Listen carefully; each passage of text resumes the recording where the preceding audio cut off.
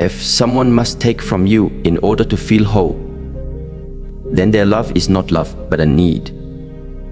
And neediness, when mistaken for connection, becomes a silent thief of your spirit. So many women fall into this subtle but deeply dangerous pattern, confusing being needed with being loved. When someone persistently asks you for what they should be generating within themselves, your time, your peace, your emotional labor, it may look like intimacy, but often it is dependency disguised as devotion. And here lies the problem. If you're not aware, you will interpret their demands as validation. You will think, they need me, so I matter. But what you don't see is this. Each time you give what they are meant to cultivate within themselves, you train yourself to abandon yourself. This is not connection. This is codependence. This is not love. This is leakage. So today, we will gently and clearly walk through 5 common things people ask of women, not out of love, but out of their own internal disorder. So you can see with calm eyes, protect your energy, and honor your higher self. This is not about becoming cold. It is about becoming clear. When we speak of love, most of us imagine warmth, presence, and acceptance, but few speak about space.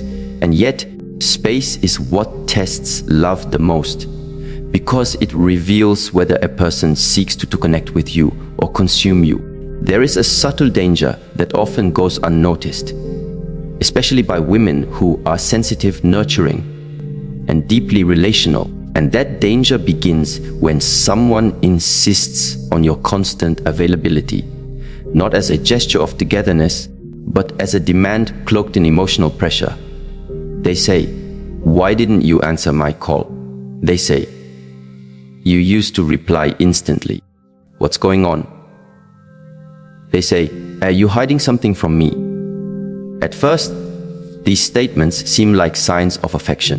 They miss me. You think, they care about me. But pause for a moment and look deeper. Is it care, or is it control?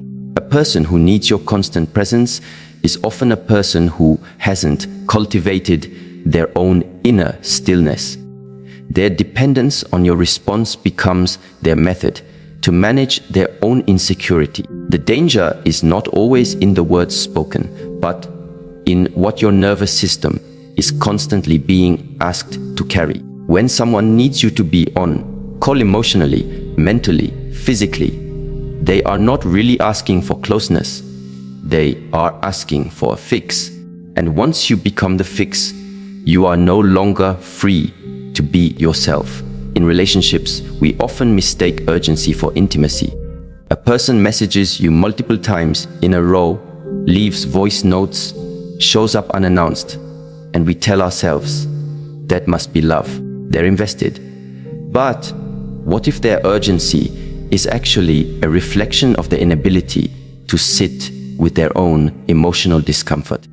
A secure and emotionally mature person respects time, space, and silence. They do not fill every pause with panic. They do not take your moments of solitude as rejection. They understand that presence, when forced, becomes a performance, not a connection. Neuroscience teaches us that our nervous system is attuned to patterns of safety and danger. When you are always expected to be available, your nervous system enters a state of hypervigilance. You begin to anticipate their needs even before they speak. You apologize for taking a nap. You feel guilty for going for a walk without your phone. Your mind is no longer your own. It becomes wired to serve another person's emotional regulation. Over time, this drains you. Your joy starts to fade. You no longer know what you feel, only what they feel. And in that slow erosion, you lose yourself. There's a short story I once heard. A woman was dating a man who loved her deeply.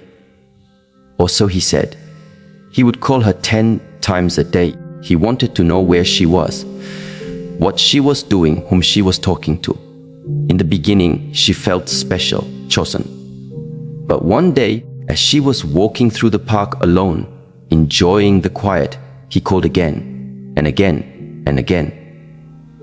By the seventh missed call, she felt dread, not because she had done anything wrong, but because she knew he would be upset. And she thought to herself, why does love feel like a leash? Real love does not chase you down. It waits, it trusts your return, it honors your rhythm. In Eastern philosophy, there is a deep reverence for the Wu Wei, the principle of non-forcing. Even in relationships, we are called to observe the natural flow of connection. Love is like water. If held gently, it nourishes. But if you try to trap it, it slips away or stagnates. When a person demands constant availability, they are no longer flowing with you. They are trying to dam the river of your life, but you were not made to be captured. You were made to connect with choice, not compulsion. So ask yourself in the quiet of your day, does this relationship give me space to breathe? Can I be away and still be respected? Can I rest without having to explain? If the answer is no, then what you are being asked for is not love, it is ownership. And ownership is not intimacy, it is captivity. Let us now turn to something even more insidious, yet harder to detect. The moment someone begins to ask you to silence your intuition, this rarely happens in explicit words. No one says, stop trusting yourself. Instead, they say things like, you're overthinking. Don't be so sensitive. Why do you always assume the worst? You're just being emotional. At first, these may seem like innocent comments, but with repetition, they begin to achieve one aim: to make you doubt your own internal compass. A woman's intuition is one of her deepest gifts. It is not superstition, it is biointelligence, a union of subconscious cues, lived experience, emotional memory, and subtle energetic reading. Modern neuroscience confirms that much of our brain's decision-making occurs below the surface of conscious thought. This is not mysticism, it is embodied wisdom. When your body tenses around someone's words, pay attention. When your heart beats faster for no reason in someone's presence, don't ignore it. These are not irrational reactions. These are survival signals that precede language. But what happens when someone persistently encourages you to ignore those signals? Slowly, you begin to override them. You say, maybe I'm just being paranoid. And each time you do that, you train yourself to betray yourself. There's a quiet kind of danger here. When a person teaches you to mistrust your own inner truth, they position themselves as the new authority over your reality. This is not love. This is a form of spiritual colonization, where your inner land is no longer yours to walk. In psychology, this is known as gaslighting. It is the slow erosion of your self-trust, achieved through the denial of your perceptions, the dismissal of your emotions, and the distortion of your memory. Let me offer a simple metaphor. Imagine your intuition as a loyal dog who lives with you. Every time a stranger comes to the door, the dog barks. It doesn't always know why, but it senses something. Now, imagine someone new comes into your life and says, "Why is your dog barking all the time? It's annoying. Can't you just train it to be quiet?" And so, to make this person comfortable, you punish your dog. You scold it. You isolate it. You teach it to suppress its voice. Eventually, it stops barking altogether. But one day, someone dangerous really does enter your home, and the dog stays silent because you taught it not to protect you. This is what happens when you ignore your intuition to make someone else comfortable. You disable your inner guardian. And when harm comes, you no longer feel it until it's too late. I once met a woman during a silent retreat. She shared something quietly with tears in her eyes. She said, "I used to know when someone wasn't safe. I could feel it in my gut. But after years of being told I was too emotional, I stopped listening. I stayed in places I should have left. I said yes when my whole body screamed no. And now I am trying to remember how to hear myself again. These are the invisible wounds so many carry. The betrayal not by others, but the betrayal of self that comes from trying to keep peace with people who are not peaceful themselves. So remember this, a person who truly loves you will never ask you to mute your inner voice. They will respect your inside, even if it challenges them. They will listen to your discomfort, even if it reveals their blind spots. They will invite your truth, even when it's inconvenient, because they know your self-trust is not a threat to the relationship. It is the foundation of it. And more importantly, they know when a woman is attuned to her intuition, she is not only wise, she is powerful. So let us begin again from this place of clarity. Do not apologize for needing space. Do not silence your instincts to keep harmony. Do not shrink your presence to accommodate someone's disorder. You are not here to be emotionally enslaved by those who cannot sit with themselves. You are here to rise, anchored in your knowing, peaceful in your solitude, generous with your love, but only when it is safe to give. And when it is not, you are here to walk away, not with anger, but with alignment, because no connection, no matter how passionate, is worth the price of your peace. When we speak of giving, we speak of love, of service, of presence, and indeed, a loving woman is naturally giving. She gives her time, her energy, her patience, her care. In a deeply spiritual sense, she becomes a vessel of nurturing, soft in her speech, generous in her attention, and healing in her presence. But here is where a profound spiritual misalignment often enters. What happens when you are giving, but the other is only taking? What happens when your giving becomes expected, assumed, demanded, while your needs are dismissed, overlooked, or even shamed? There is a difference between being loved and being used, and many women only realize the difference after their emotional energy has been emptied out, drop by drop, day after day, into someone else's unfillable cup. In a healthy relationship, giving is reciprocal. Not always in the same form, not always at the same time, but always with balance. There is a flow, a rhythm, between effort and rest, expression and silence, doing and receiving. This is not simply about fairness. It is about spiritual symmetry. What you nourish must also nourish you in return, or else you become spiritually malnourished. But there are those who do not seek symmetry. They seek supply. And supply, unlike love, does not honor your boundaries.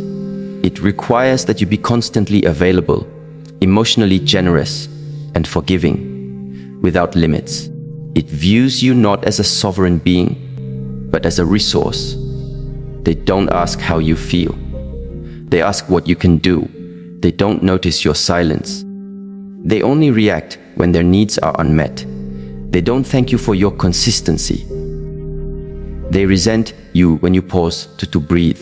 These are the ones who will ask you, sometimes gently, sometimes manipulatively, to keep giving even when you are exhausted, to keep showing up even when you are breaking inside, to stay calm even when they are careless with your heart. And because many women are conditioned through culture, religion, or upbringing to associate love with sacrifice, they comply.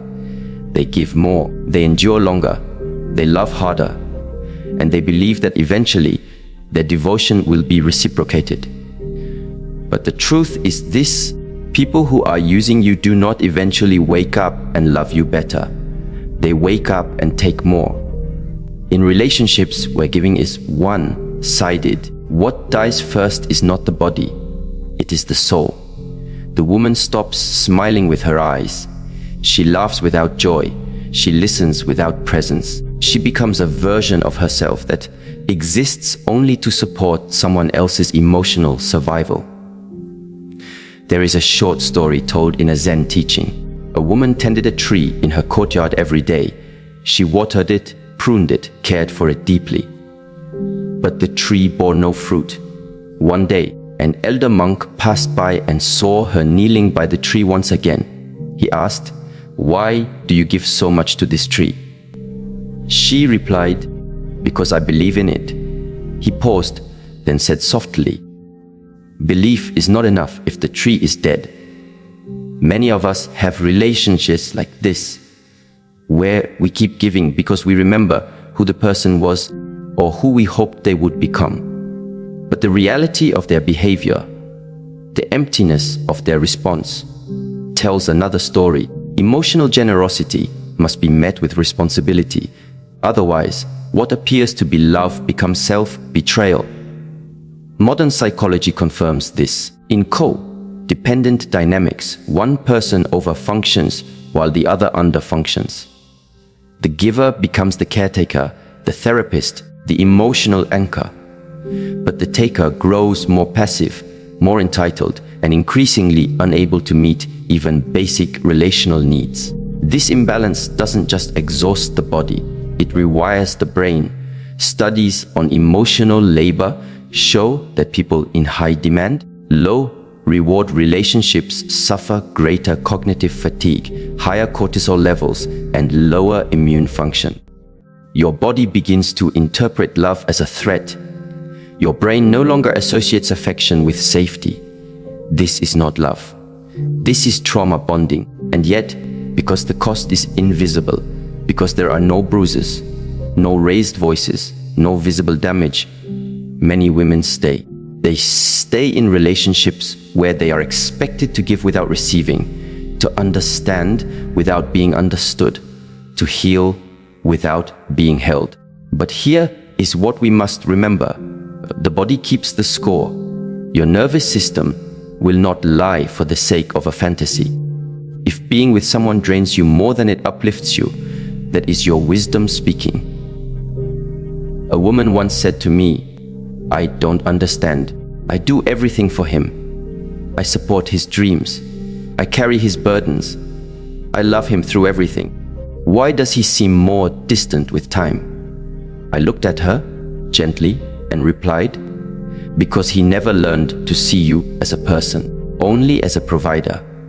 To be loved for your giving without being loved for your being is to become invisible.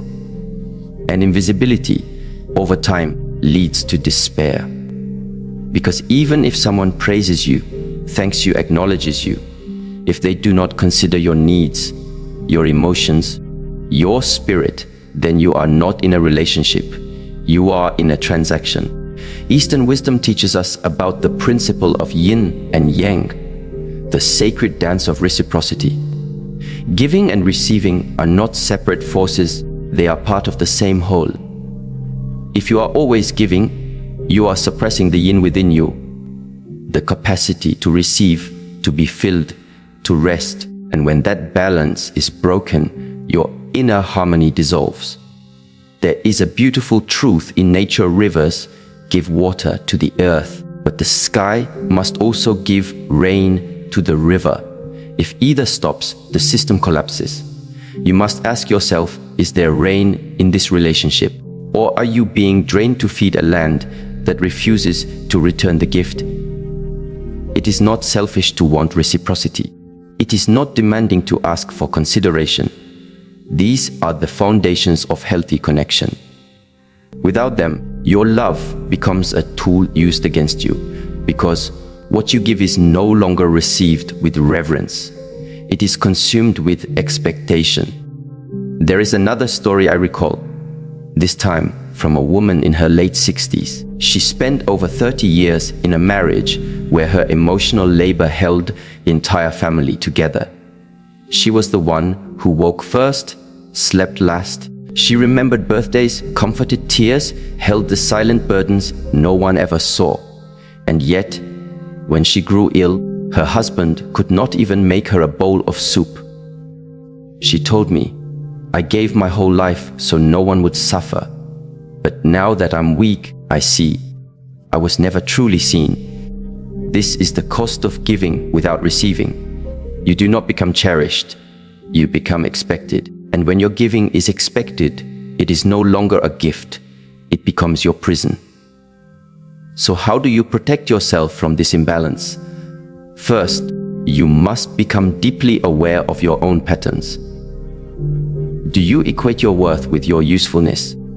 Do you feel anxious when you are not helping someone? Do you believe that if you stop giving, you will stop being loved? These beliefs are not facts. They are wounds. And wounds, when unhealed, become blueprints for your relationships. Second, observe the response of others when you set boundaries. Say no once and watch. Does the person guilt you? Does their energy shift? Do they withdraw affection? Or do they honor your limit and thank you for being honest? A person's reaction to your boundaries reveals their intentions more clearly than their words ever could. Lastly, understand that your energy is sacred. You are not here to pour endlessly into people who refuse to be whole. You are here to grow in mutuality, in respect, in emotional presence. Anything less is not love. It is depletion. To the woman who gives everything and asks for little, it is time to return to yourself. You were not born to be a reservoir for other people's needs. You were born to dance in the sunlight of your own soul, to share your love freely, but only with those who can hold it with honor. A man who loves you will not only receive your giving, he will give in return, not out of obligation, but out of reverence, not because he needs to earn your love, but because he recognizes it as a sacred offering, not a service. You are not here to rescue people from their own growth.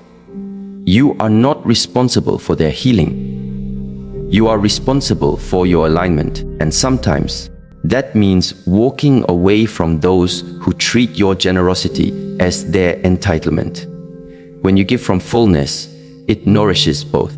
When you give from emptiness, it slowly erodes you. Let your giving be conscious. Let your boundaries be clear. Let your self-worth be rooted in who you are, not in how much you do for others. There are questions that reveal more than answers ever could, and one such question, often asked with subtle tones or quiet implications, is this: if you really love me, you would prove it by choosing me over them. It sounds innocent on the surface. It may even appear romantic, an appeal to loyalty, to exclusivity, to the sacredness of a bond. But if you listen with presence and awareness, you will hear the deeper current beneath the words. It is not a request for love. It is a demand for control. When someone asks you to choose them over your family, your friends, your mentors, your community, pause, because in that moment, they are not asking to be loved. They are asking to be worshipped. True love never forces isolation. It encourages integration. A person who loves you will want you to flourish in every space: your home, your friendships, your creative life, your spiritual walk. They will support the connections that shaped you, not seek to erase them. But not everyone operates from love. Some operate from fear, from insecurity, from the need to dominate, not to connect. And these people, whether through subtle persuasion or overt pressure, will begin to sever you from the relationships that remind you of who you are without them. They will say things like, "I just don't feel comfortable when you talk to your mother. Your friends don't understand us. Why do you need to talk to other people about our problems? I should be enough for you." And slowly, so slowly you might not notice it, you begin to retreat. You stop sharing. You cancel plans. You pull away from the people who love you deeply, consistently, and without agenda. At first, it feels like sacrifice, a small trade for the sake of peace. a gesture of love to show commitment. But with time, it becomes loneliness, then confusion, then disconnection from others, and eventually from yourself. This form of relational control is not always loud. It doesn't always come with raised voices or slammed doors. Sometimes it comes with quiet guilt, with subtle questions, with the unspoken tension of having to choose between harmony with your partner and loyalty to your loved ones. But any relationship that asks you to abandon your community is not love. It is emotional possession. Psychologically, this is known as isolation grooming. It's a tactic often used by emotionally manipulative individuals, particularly narcissists, to gain psychological dominance over a partner. The less connected you are to others, the more dependent you become on the person in front of you. It is not about love, it is about power. In Eastern philosophy, the concept of right relationship is fundamental. It means harmony in your relationships is not just about peace with one person. It is about balance across the circles of your life. You are not meant to pour all your energy into one connection. You are meant to be part of a greater whole. A tree does not grow by detaching from its roots, and neither do you. But what makes this tactic so dangerous is that it often wears the costume of devotion. A man may say, "I just want us to be close. I want to protect what we have." And that sounds noble, doesn't it? But true closeness does not require isolation. Real protection never asks you to lose yourself.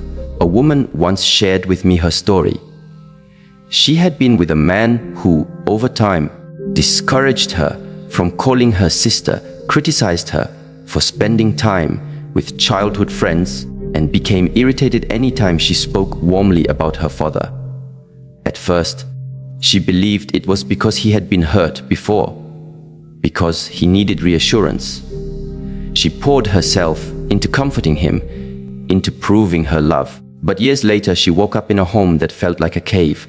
No laughter, no visits, no support, just her and him. And the terrifying part, she no longer knew how to reach out, because emotional isolation over time becomes internalized. You begin to believe you are a burden, that asking for support is betrayal, that if you miss your family, it means you are ungrateful, that if you maintain friendships, it means you don't truly care for your partner. But this is not love. This is emotional colonization. You were not created to orbit someone else's insecurities. You were created to live from your center, with roots that connect you to your community, your wisdom, your higher purpose. In Buddhism, one of the key principles is interdependence. Nothing arises alone. Everything is connected, and a healthy relationship honors this reality.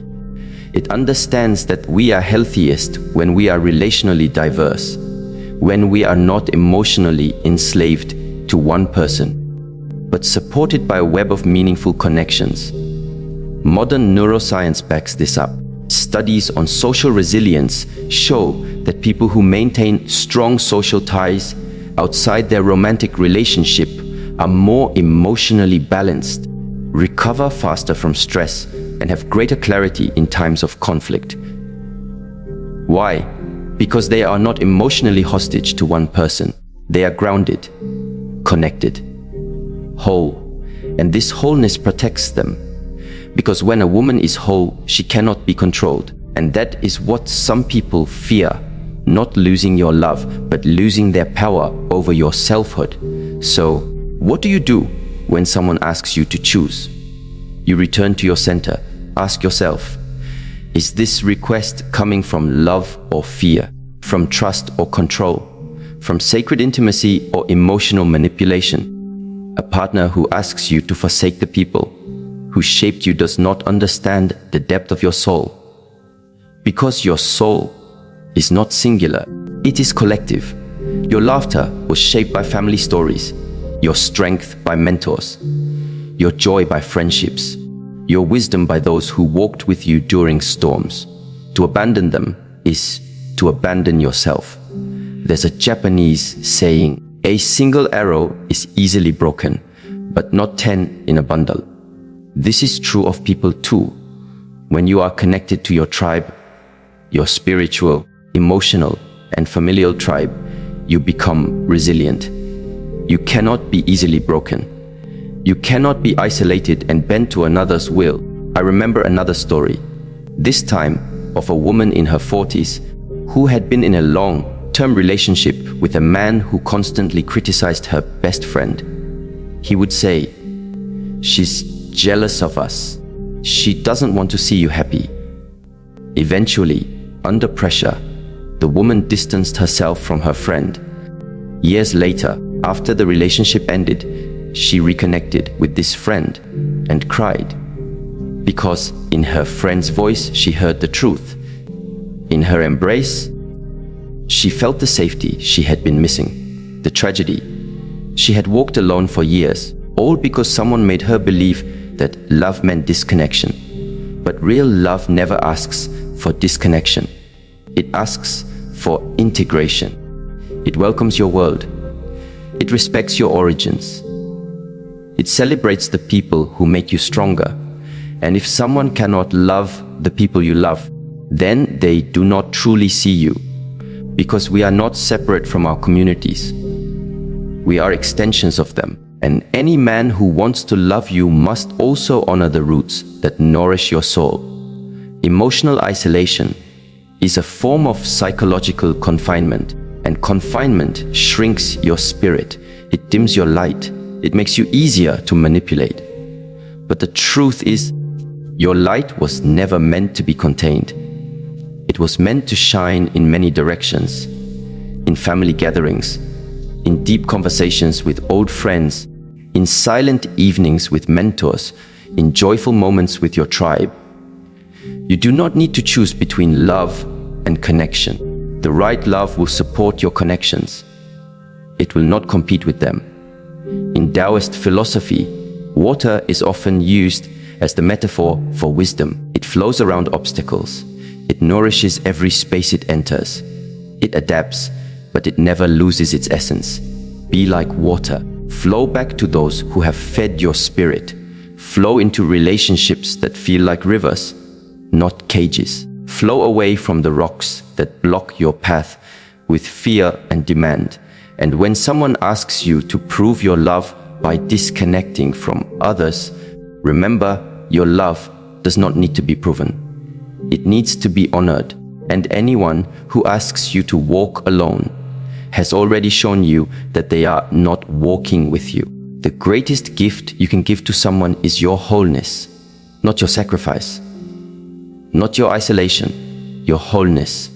Because it is only from a place of inner fullness that real, lasting, sacred connection can begin. There is a subtle but profound difference between love that grows and love that grips. One nourishes your spirit, the other drains it.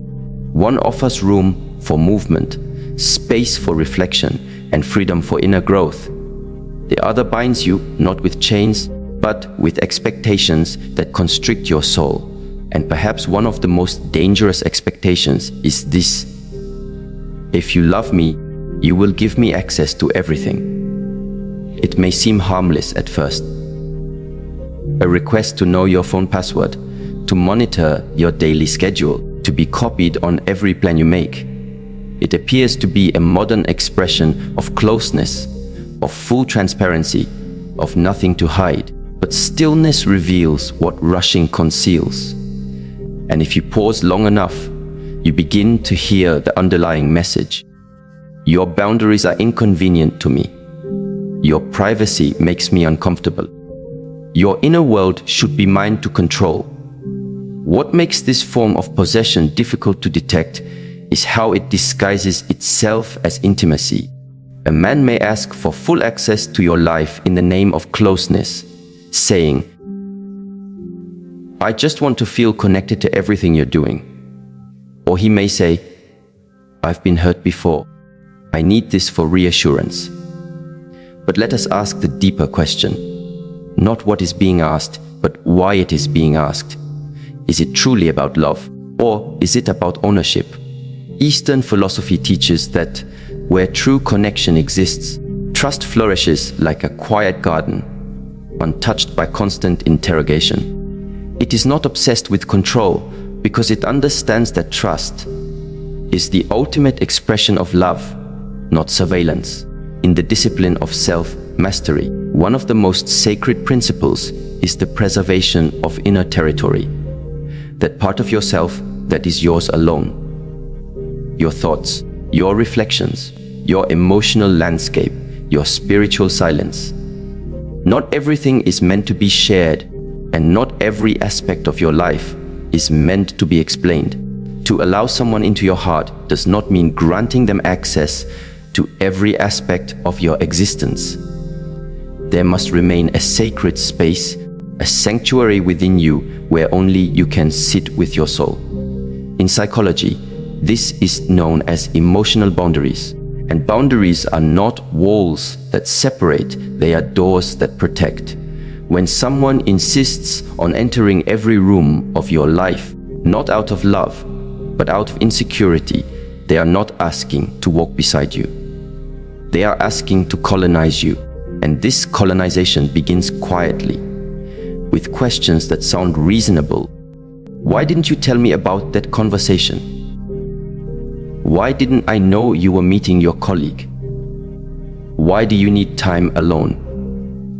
Over time, your sense of individuality begins to dissolve. You no longer make choices based on your values, but on whether or not they will provoke suspicion. You start editing your life before you even live it. And in that editing, something essential is lost: your freedom. A woman I once counseled told me how her partner had gradually begun asking for more and more access.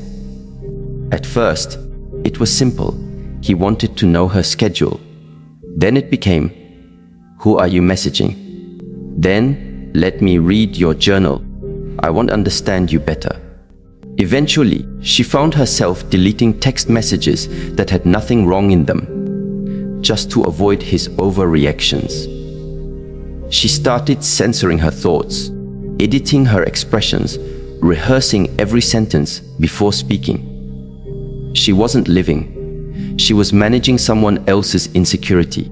And that is the quiet tragedy of this dynamic. It looks like intimacy, but it is built on fear. And any relationship built on fear will always require sacrifice. Not the noble kind, but the kind that empties your spirit. True love does not require the surrender of privacy. In fact, it honors it, because love that is rooted in wisdom knows that every soul is a universe. And even when two people are deeply connected, their inner universes remain unique and sovereign.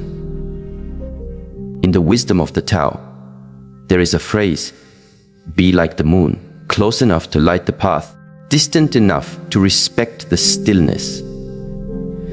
A wise partner knows how to illuminate without intruding. They understand that the knowing everything is not the same as loving completely.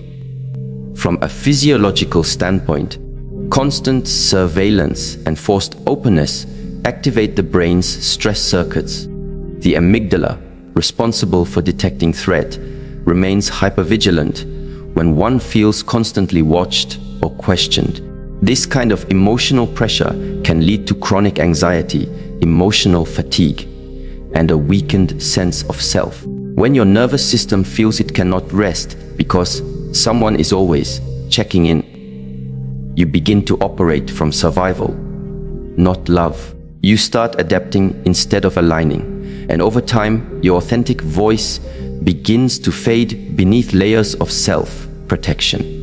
Healthy relationships, supported by neuroscience, are built on trust, autonomy, and mutual respect. Love should calm the nervous system, not agitate it. It should encourage deep breathing, not emotional hiding. There's a well-known Sufi story of a bird and a cage. The bird was vibrant, free, and full of song. A man fell in love with the bird's music, so he built a golden cage to keep it close. He said, "Now I can hear you sing forever." But the bird stopped singing. It sat quietly, its spirit dimmed. The man asked, "Why won't you sing for me anymore?" And the bird answered, "Because I was never singing for you. I was singing for the sky." This is what happens when someone mistakes access for affection. They try to hold on so tightly that they extinguish the very beauty they once admired. The need for constant access is often driven by unresolved fear of abandonment, of betrayal, of inadequacy. But unless those fears are addressed within the self, they will spill over into the relationship, becoming demands disguised as needs. And no one should be required to pay the price for someone else's healing. Boundaries in love are not rejection. They are a sacred yes to self, respect. When a woman says, "I need my space," she is not pulling away. She is preserving her wholeness. When she says, "Not everything needs to be shared," she is protecting the roots of her spirit. And a man who truly honors her will not trespass that boundary. He will bow to it. Respect is not proven by how much we access, but by how much we honor what remains private. In modern culture, especially with the intrusion of social media and hyper-connectivity, many people have begun equating love with transparency. If you're not willing to share everything with me, then you must be hiding something. But this mindset reveals more about the accuser than the accused. It reflects a lack of inner stillness. A person who is grounded in self-mastery does not need to invade another's private world. Their peace does not depend on control. Once a temple master taught, the person who is most in control is the one who needs the least control over others. That wisdom cuts through the illusions of modern relationships. Real strength is not shown by how much you demand, but how much peace you bring to another's inner world. Let us consider a simple but powerful analogy. A temple holds sacred relics inside, objects of history, spirit, and meaning. These relics are not displayed for anyone to handle at will. They are protected, not because they are hidden, but because they are sacred. In the same way, there are parts of your life that are not for public display or even relational inspection. They are sacred to you. Your inner reflections, your spiritual walk, your creative silence, your private thoughts.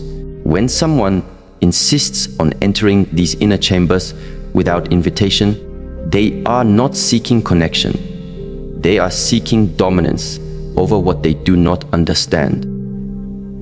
But when you meet someone who bows at the threshold of your inner temple, who does not demand access but earns your trust through presence and patience, that is love.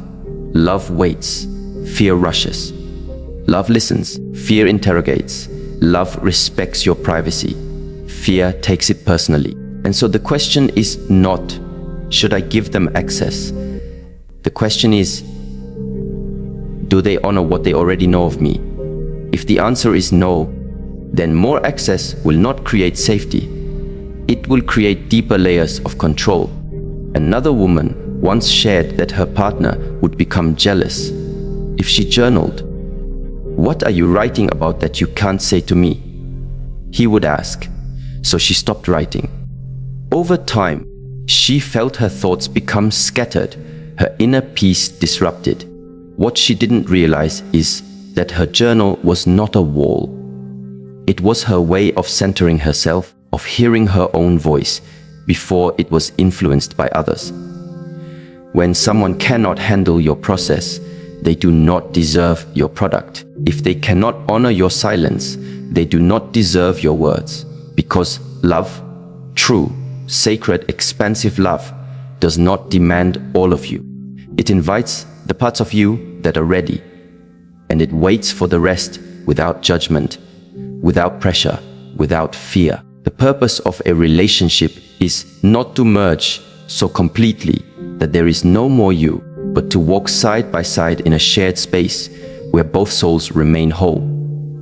So if someone says, "I need to know everything," remember, you are not a window. You are a garden.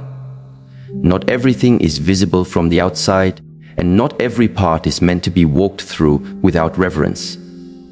Preserve your sacredness. And understand this, the more deeply you respect your own privacy, your own silence, your own inner terrain, the more you will attract those who do the same. Because your boundaries do not repel love, they refine it. Only those who truly honor your soul will stay. When someone asks you to shrink your light in order for them to shine, understand this is not humility. They are asking for a sacrifice that only benefits the insecurity. In this final kind of request, subtle but deeply dangerous, a person may not ask for your love, your resources, or your time.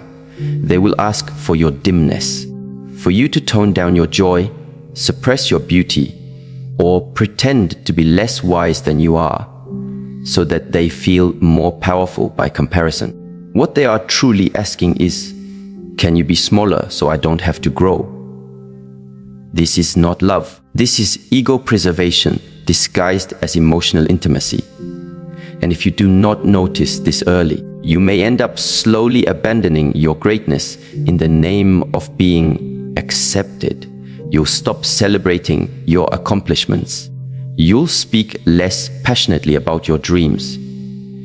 You'll hesitate before dressing the way you like or expressing your full intelligence. Because every time you shine, they respond with distance, resentment, or silence. They never say it outright, but the message is clear. Your radiance makes me uncomfortable. Please reduce it. This request is common in relationships where one partner has not yet come into alignment with their own potential. Instead of seeing your growth as inspiration, they experience it as a threat.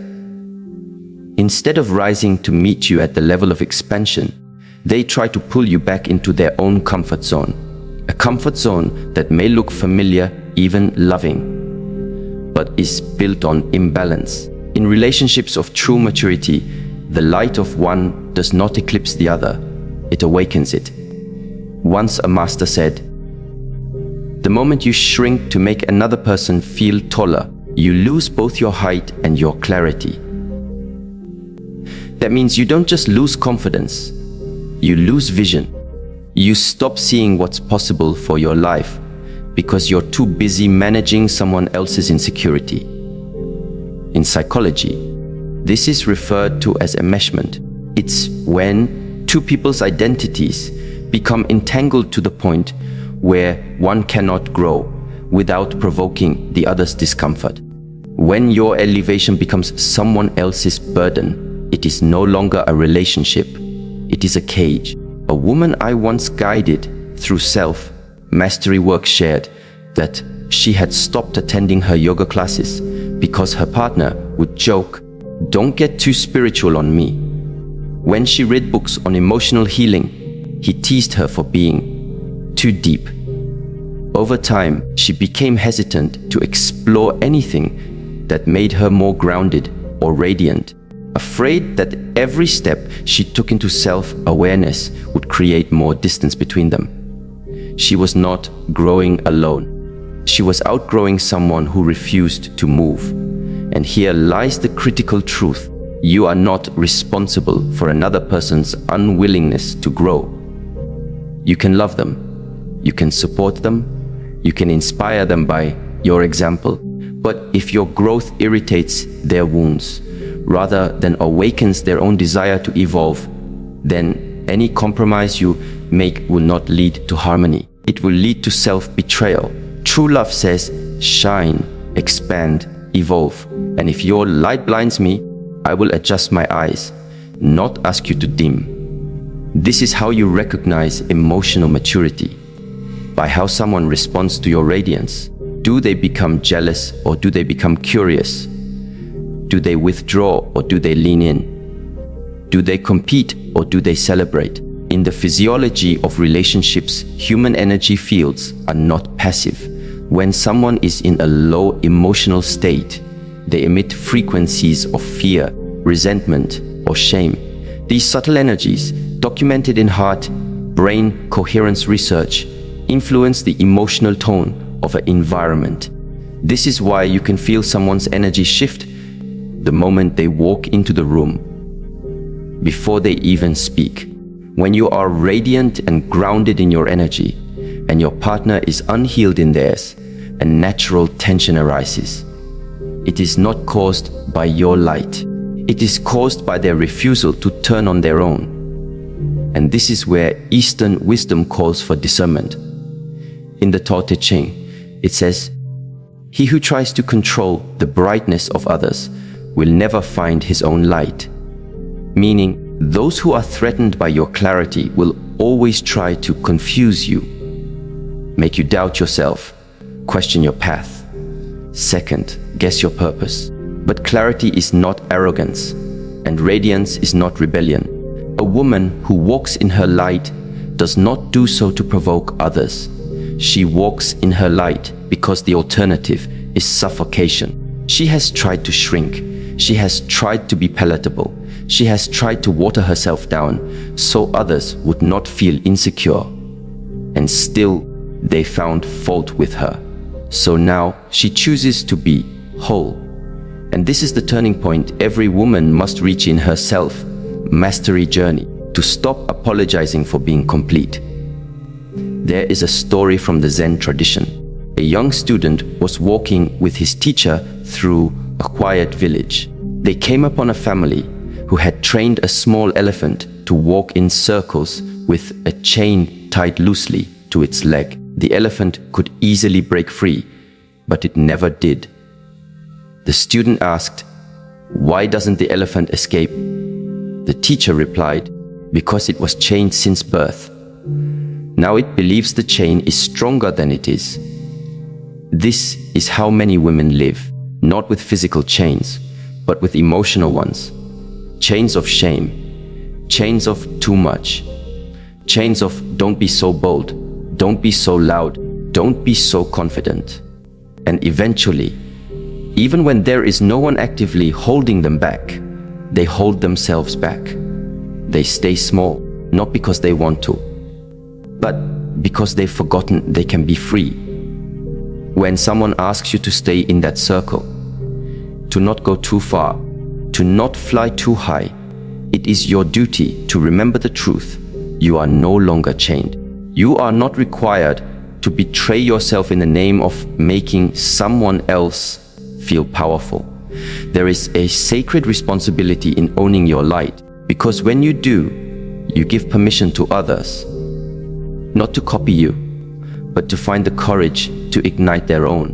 A woman walking in her light is not a threat to the strong, only to the insecure. From a practical standpoint, recognize the patterns. If every time you win, your partner withdraws, take note. If every time you express excitement, they respond with sarcasm or silence, take note. If your growth journey is met with ridicule or resistance, understand what that means.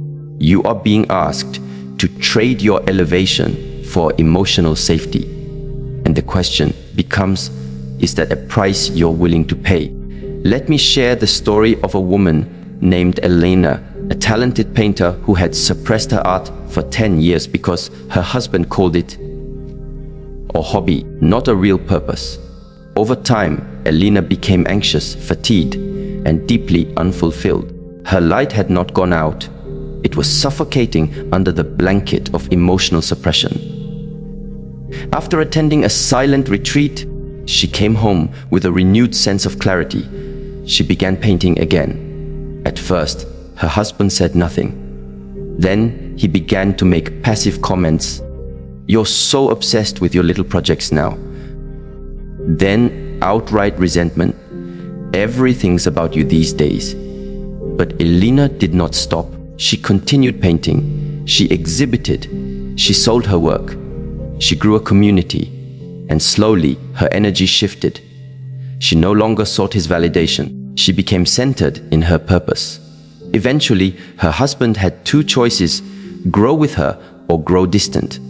He chose distance. And though it was painful, Elena said, it was the first time in her life she had chosen herself without guilt.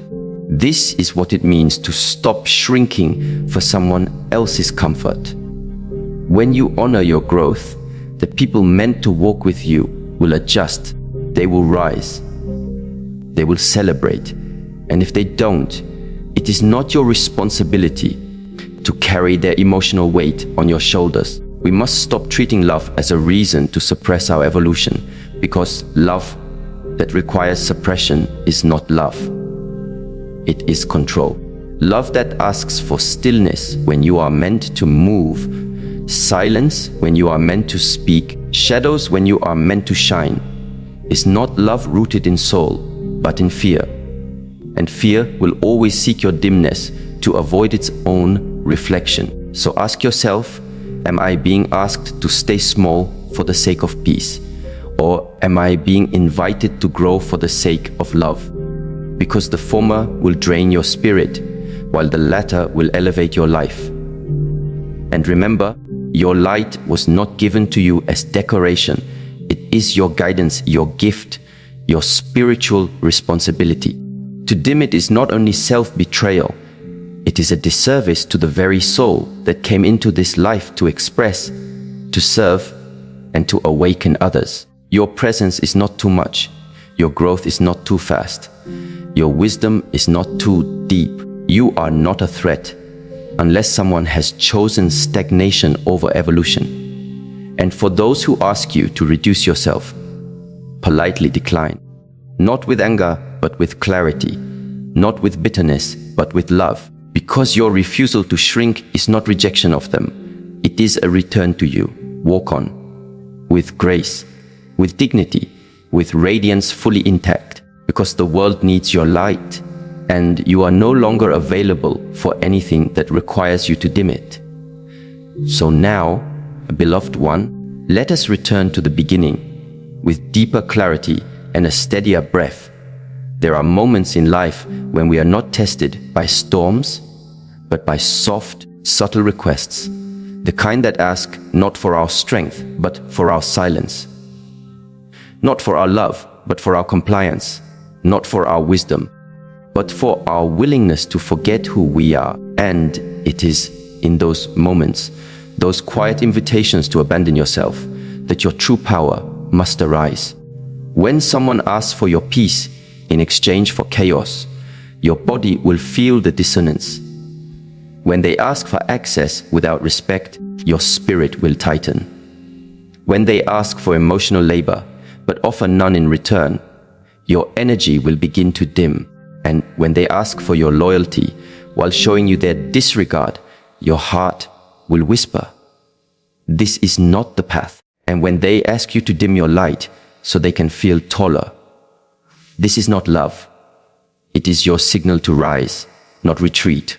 The wisdom is not in fighting or proving or persuading them to see your value. The wisdom is in seeing yourself clearly, and then refusing to participate in your own diminishment. Eastern philosophy teaches that which is forced never lasts, but that which is aligned flows without resistance. Let that be your standard in relationships. If someone's presence demands that you shrink, that you question your worth, or that you abandon your joy in order to preserve the bond, it is not a sacred bond. It is an emotional contract written in fear. Your sacred task is to walk with those who do not need you to become less in order to be loved more. Honor the requests that nourish your spirit. Decline the ones that distort your truth. Choose relationships that are not rooted in power, but in presence. Not in control, but in connection. Not in demand, but in devotion. This is self-mastery. This is sacred clarity, and this is the path, not only of a wise woman, but of a woman who remembers who she is. So walk in stillness, walk in strength, and walk on with your light fully shining, because what honors your soul will never ask you to dim it.